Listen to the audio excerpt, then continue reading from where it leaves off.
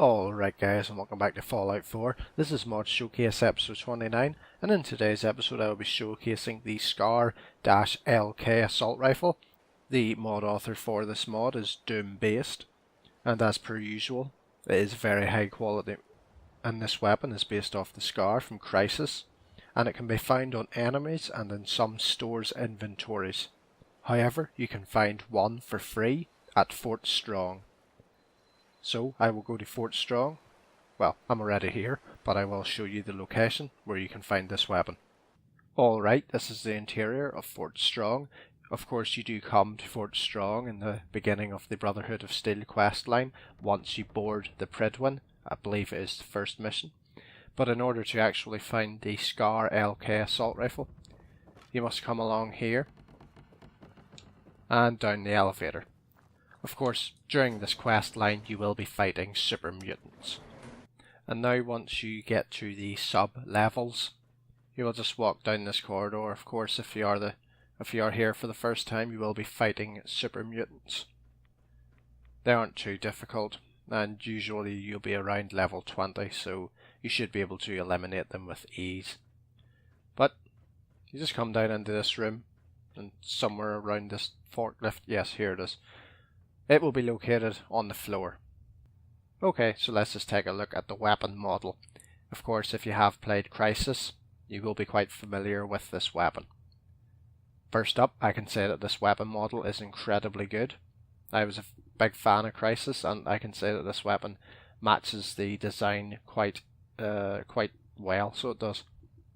Also, the paint, or the camouflage type design or whatever that has been implemented to this gun is incredibly good, and as you can see, there are a lot of modifications. So I will go to Sanctuary and show off some of the modifications available for this weapon. For receivers, you have the light frame, heavy frame, calibrated, hardened, automatic, armor piercing, hair trigger, powerful, hardened automatic, rapid automatic, calibrated powerful. I'm going to stop reading it, it's pissing me off. Okay, so you have a lot of options available. Basically just ones from the base vanilla Fallout 4 for this weapon. Maximum damage you can really get out of the 5.56 if you only upgrade the receivers about 175, so that's actually quite good. Probably will have to keep the weapon semi-automatic. Of course you have a short barrel, medium barrel and a long barrel attachment. This increases the range greatly. Different shocks. You have different stocks, short, medium and long. That just really increases accuracy. Different magazines, standard, large, quick eject and large quick eject magazines. Standard sights, short scope, reflex sight, combat sight, medium scope. Lots to choose from. You also have different muzzles and the suppressor. And of course you can rechamber this weapon to fire different ammunition. For this episode I'll just keep it 5.56. Okay, so you can actually change the colour. So there's a lot to choose from.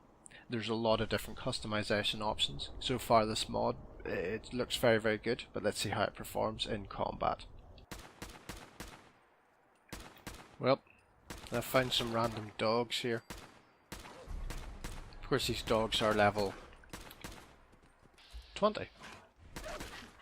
So they are quite quickly and easily dispatched.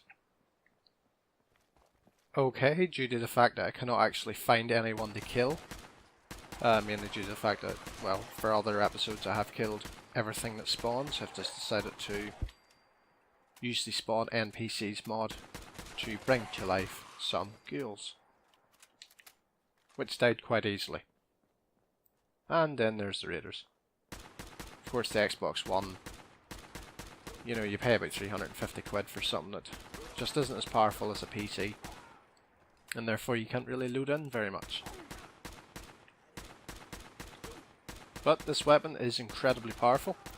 Of course this is a semi-automatic version, which is obviously more powerful than a fully automatic version.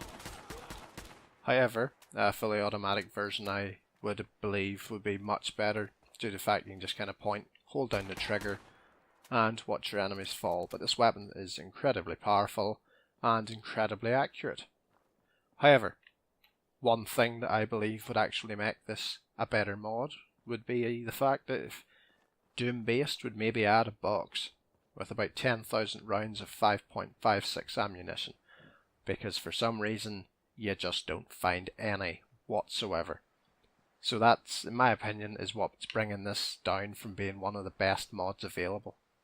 But in terms of damage potential and just ease of use, this is probably one of the easiest guns to actually use. I would highly recommend you download this mod, as I usually do with mods created by Doom Based, due to the fact that the textures used on the weapons are incredibly good, and also the weapons are really, really good, and they actually fit a role within Fallout 4. And any weapon really created by a mod author is 10 times better than the horse shit that's in the vanilla Fallout 4. But guys, this is an excellent mod with, in terms of ammunition deficiencies. That's the only aspect that brings it down. So I would highly recommend you download this mod. But thank you so much for watching. I hope you have enjoyed, and I will see you in the next one. Goodbye.